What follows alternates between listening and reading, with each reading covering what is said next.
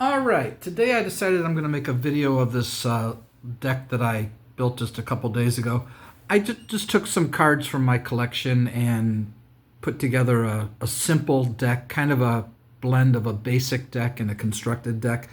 Um, you have about 20 cards. There's 21 in the Dragon Lair, and I think it's 50 in the Treasure Hoard.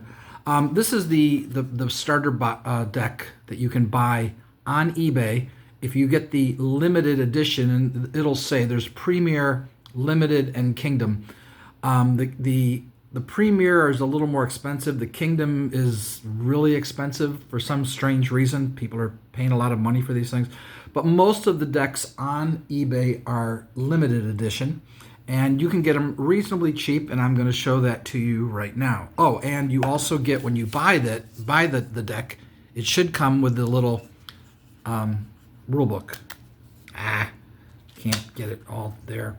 But this gives you all the stuff that you need to play the game.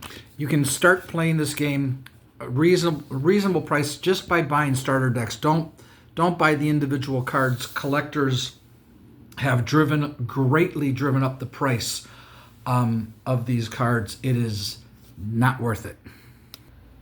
So here's eBay, and I just typed in Wyvern starter deck. Then you have somebody who's, I don't know if they're trying to con people or what, but this $54.99, I'm thinking it's for all these decks. It's for one deck. And people have actually bought it. I can't imagine why they do that. Here's a deck, limited edition starter deck, sealed, new, $11, plus $4.44 shipping. So for that much money, you can get a starter deck. And if you buy the entire box, there's 12 decks in this box, as you can see, and again, it's limited. They are the cheapest ones because they have the least value to collectors. But 60 plus 1180, and you'll get 12 starter decks. This one is $74.99 plus 12, so a little more expensive, but you can see that this is a reasonable price. Here's a one for $4 plus $5.50 delivery. You get a deck. Here's 4 of them for $35. So, you know, it's gonna, some are gonna be expensive, some aren't, but you can easily get a good amount of cards for a reasonable price, and can learn how to play this game very easily with your friends or family. And all I can tell you is I highly recommend it. There's nothing like battling dragons with your dragons. Dragon battles are fun, and this game is a lot of fun. Okay, so back to this deck that I just built. Mostly these are the cards that you will find in the starter deck. You'll find a lot of cards in those decks that will not be in here because some of them are not very good cards. And I'm only going to use certain cards for this deck. What I built here is simple in concept. This deck wants to focus mostly on battles, which is, you know, pretty much what the game is, but there are a lot of different sub-themes that you can build decks around, which I've done. But this is a basic setup, so I'm going to, whether I'm attacking or defending, I'm not going to need to swap out much. I'm not doing a lot of survival stuff, a little bit, just a little, but mostly I want to get into battles, and I'm playing a lot of strength modifiers, which I'll show you. This is the most strength modifiers I've ever put in a deck. I just did it for fun to give it a try. And we're just going to go through this. Try not to go too quick nor too long. But here's Azidahaka, one of my favorite dragons in the game. You get a nice 2-strength flying dragon for just 2 gold. The cost of the card is the strength of the dragon plus gold symbols. There are no gold symbols here, so it's just 2. So Azidahaka is really nice. Here's a 0-strength scout, and you can learn how all this works. I'm not going to go into the rules now. But this guy, I'm using 2 scouts in the deck, which is very few. I could go with 3 or 4 is normally what I'll do. Sometimes even 5, but usually 3 or 4 is what I'll do. The other thing I'm doing with this deck is I'm going to try to make it as cost efficient as I can. So again, you see there's no gold symbols on these cards. Some will have gold symbols. You'll see them. But Fafnir is a 2-strength dragon, so a small dragon. And dwarven armies cannot be used by either side in a battle. So it's an ability, but it's not necessarily a really good ability. But if your opponent's playing dwarven armies, they are useless to him in battle with Fafnir. So it's just a 2-strength dragon for only 2, which is good. Here's another 2-strength flyer, Sea Crops. His ability, again, affects everybody. No one can play ravens in a battle. Now, in this deck, there's 1 dwarven army and there's 1 ravens. 1 is not a problem, for me. Here's another basic dragon, Tarask, a 3-strength dragon, so only 3 gold, which is good, but he has no other ability. But a perfectly fine dragon, and now this one does not fly. As you can see, it does not say flying. And the difference is that they can only attack the row that's in front of them. If they're flying, they can fly over a row to attack. That's the basic rule. This is a rare card called Shapeshifter. He takes on the strength of whatever dragon he attacks or whatever dragon attacks him. So if I attack and the card is a 0-strength dragon, Shapeshifter is now a 0-strength dragon. But the attacker's winning ties, so that's good. On defense, he's always going to be losing because no matter what the dragon is, he takes on the same strength, and now he's losing because the ties go to the attacker. But this can be a very good card, and I just put him in here for fun, especially since he's efficient. Phrygian, now here's a card with a gold cost. So this is a 3-strength dragon, so he costs 4. But he can get help from a dragon 1 card away in the battle. Flyers can help him from anywhere in the battle. So if you have if you got this guy in one area and a couple, it's hard to describe. If he's not next to him, he can still help him if he's a flyer. So Phrygian is a very good dragon. Risky, though, would help because if you lose, both of your dragons lose.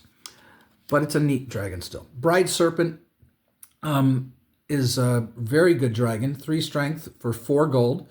When he wins a battle, the loser has to discard a card at random. So that's a good ability.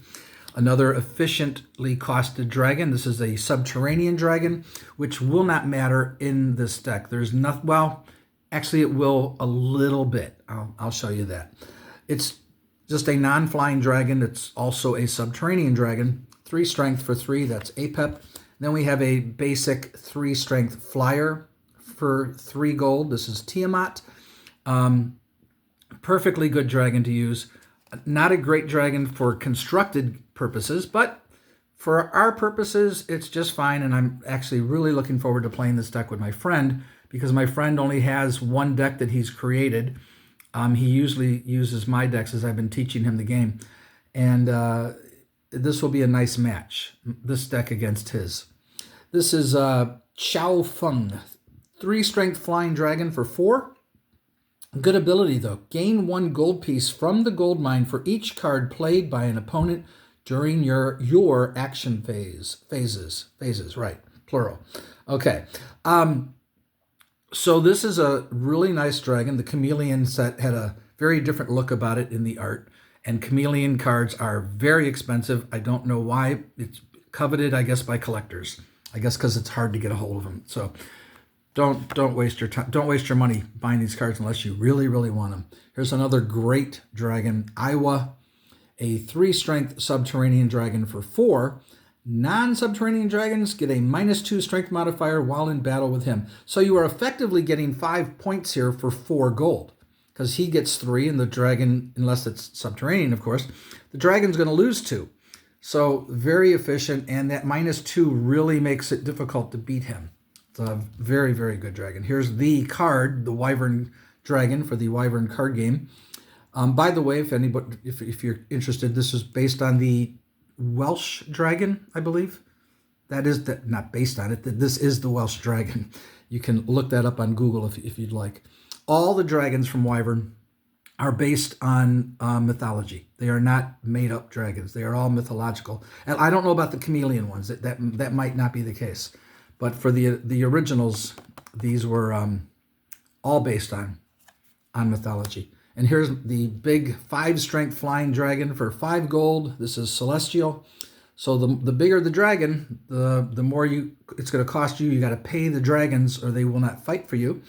That's the concept there. So gold is very coveted. You run out of gold, you can't play stuff. It's very hard to win if you run out of gold. So you try to generate, you try to find ways to get gold.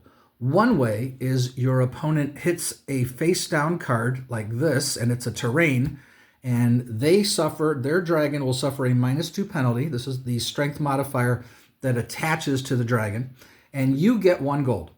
The basic terrains in the game get -1 strength modifier, and you get 2 gold, which I could have used, but I want to wound my dragon more. I'm more interested in winning battles than gold. This at least gets me 1, but I'm just trying to focus the most here on winning battles.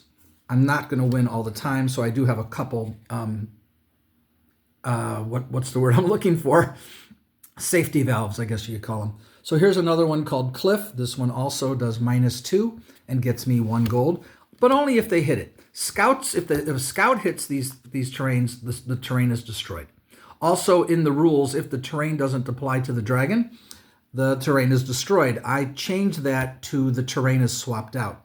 That's my rule change. I highly recommend it.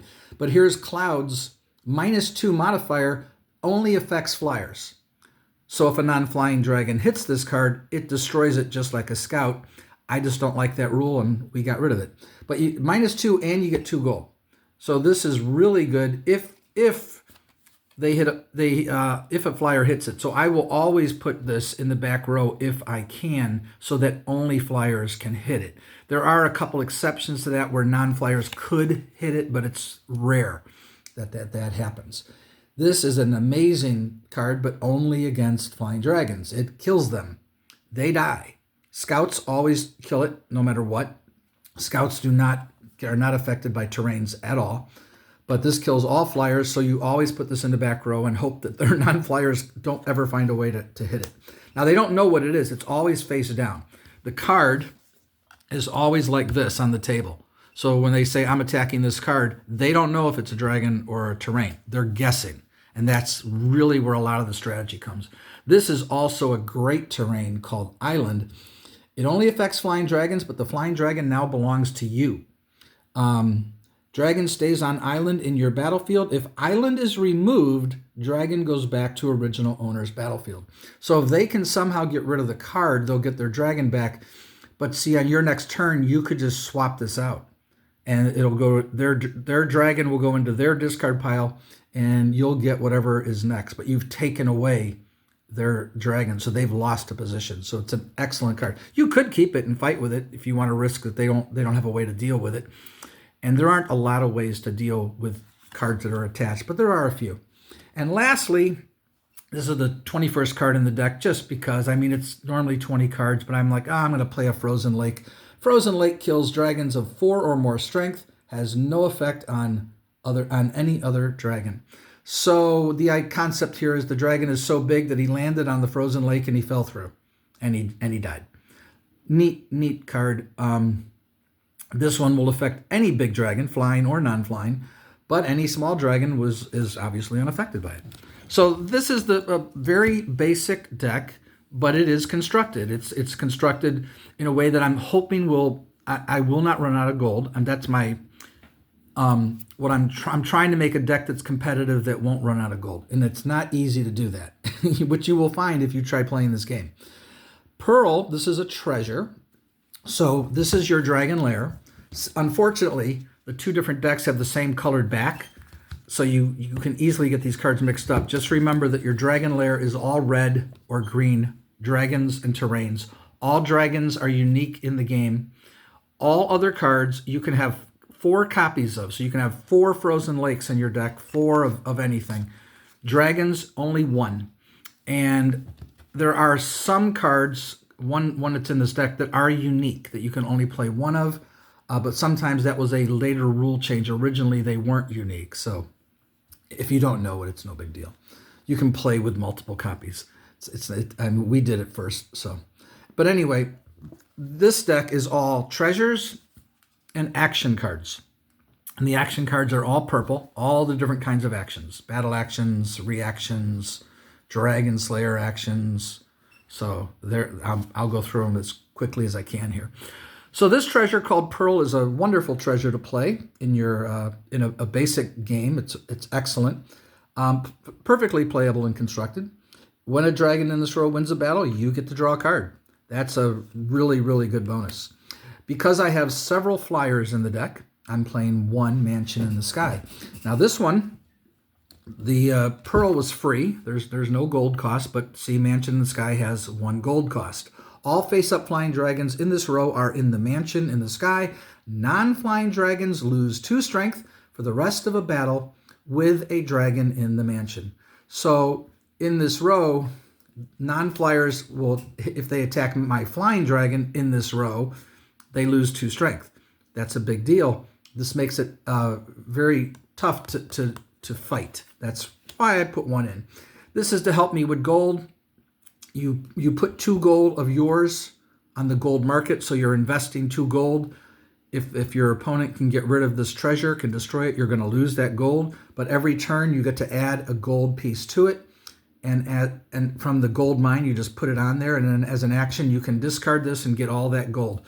I've gotten 6, 7, 8 gold. Sometimes you just get 2 or 3. You have to decide when you're going to cash it in and get your gold. Really, really well-designed card. And, of course, it's from the Chameleon set. The C is for Chameleon. All right, Magic Potion is a really good card in the basic game. It did see constructed play, too. 2 gold, though, so this is expensive. 1 dragon in this row can help any other dragon in this row.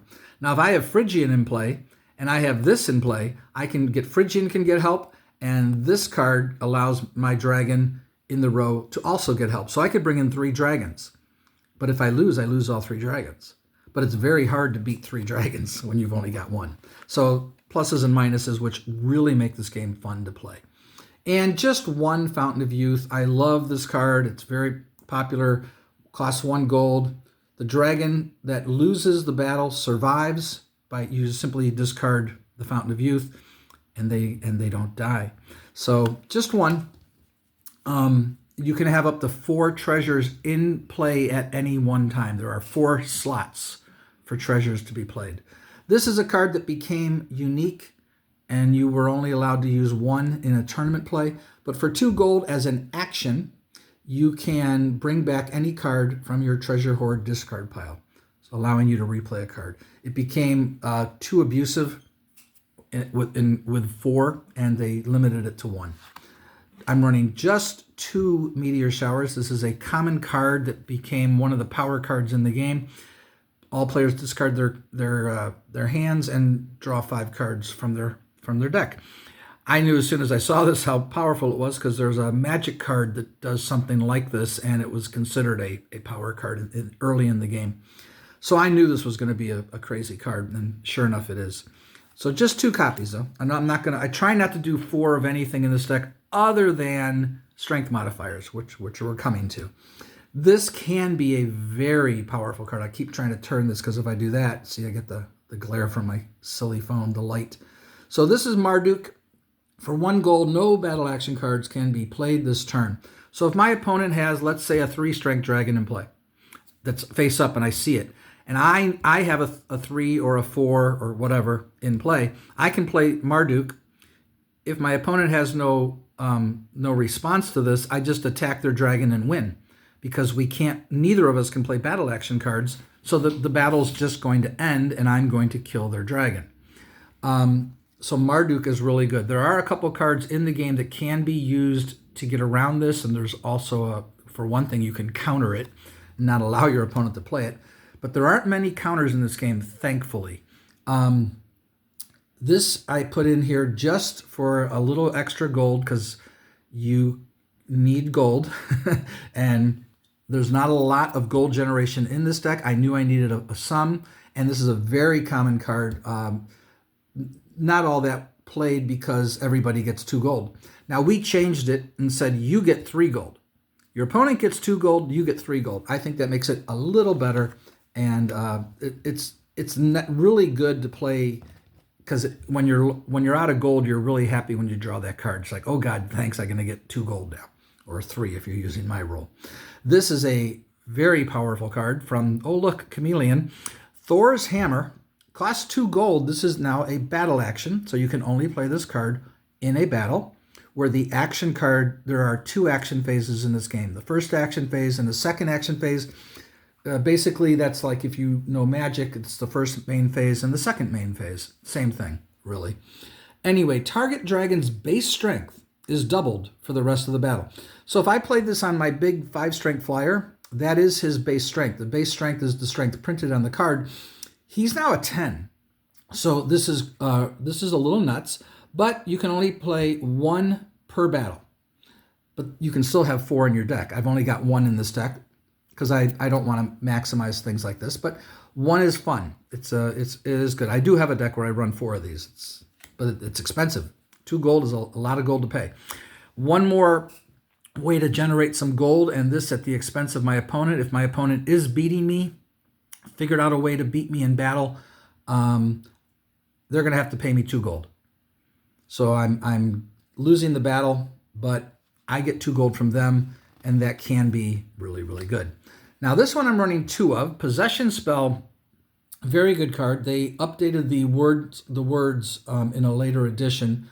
But for 1 gold, you may add the strength of any face-up dragon on the table to this battle. The dragon cannot be one that is currently in the battle. So if my opponent or I have a face-up dragon that's not in the battle, I can possess that dragon and add that strength to my dragon. Now what they added to the card is the possessed dragon's strength is now 0. And the reason they did that is if I had 2 of these in my hand, I could possess that dragon again, which doesn't really make sense. He's possessed. How could I possess him again? I think that was the idea here, that thematically it didn't make much sense. And it probably was considered a little too powerful. Possession Spell is good, but if there's no face-up dragon that you can possess, it's a worthless card. It's a useless card in your hand. So it is, what's the word I'm looking for? Situational. But two copies. And then basically the same type of card, the Chameleon edition of Possession Spell is Possession from Beyond, where you possess the strength of the dragon in anyone's discard pile.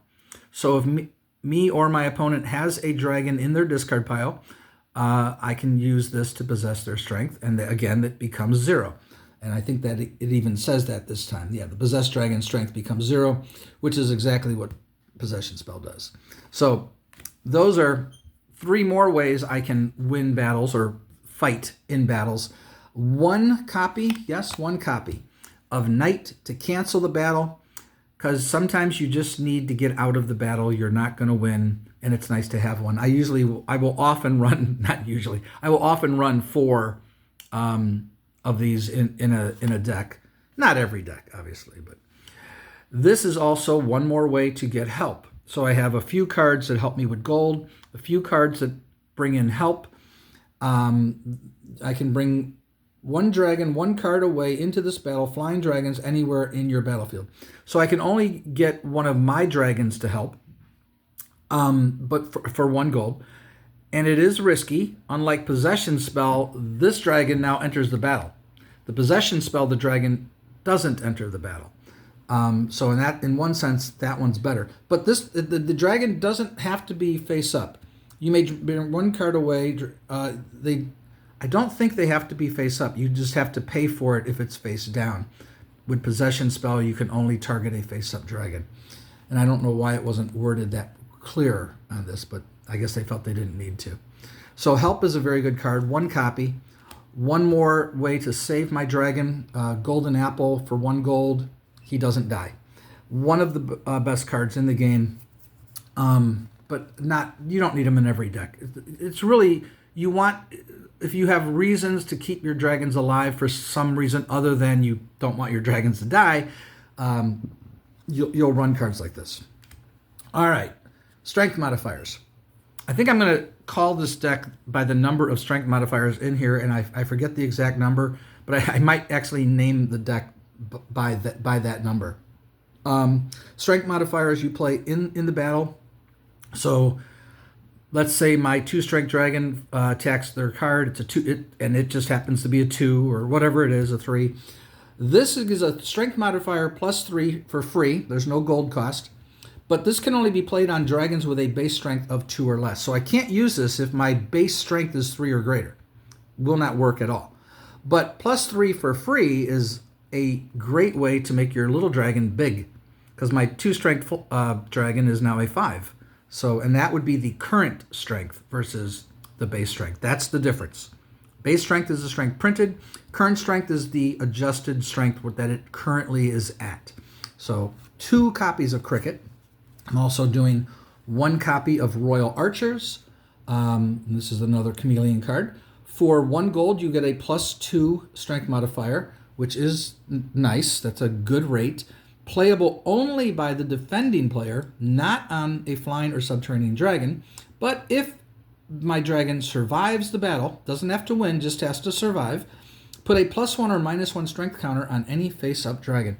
So it's a nice buff, and if you don't die, you can get another buff or a penalty to your opponent's dragon. Royal Archers is very cool, but for this is the original Archers.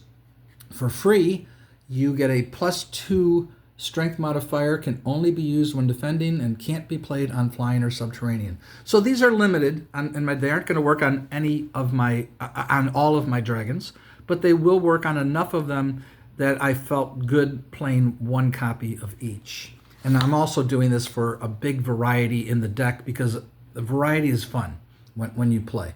Constructed decks are not all that, not much variety to a constructed deck. Let's just say that. 4 copies of everything, pretty much.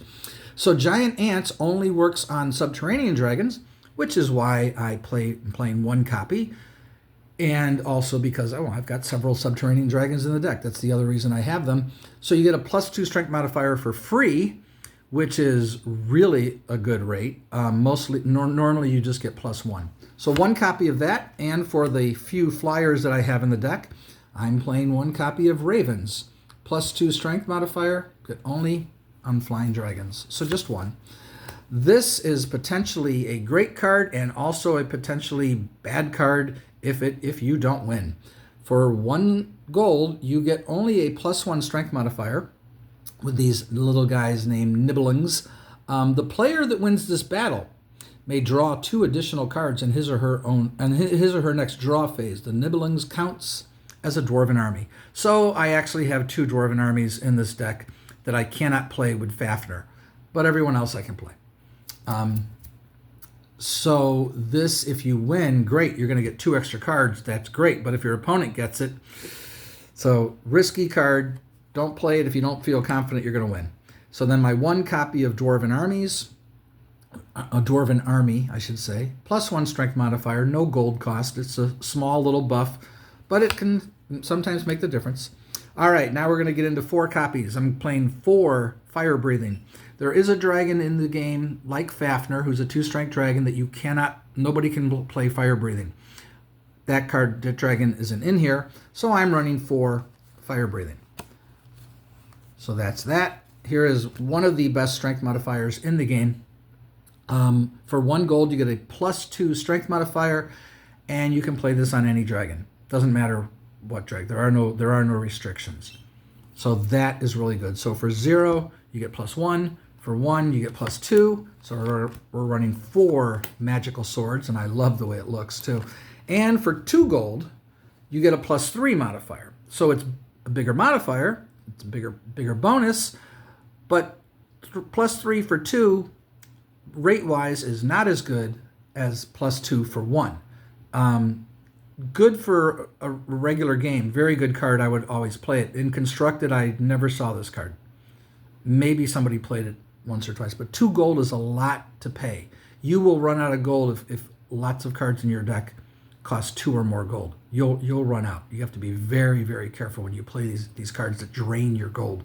You begin with 25 gold, so it sounds like you're fine, like you got nothing to worry about. But dragons will drain your gold the most. So 4 copies, though.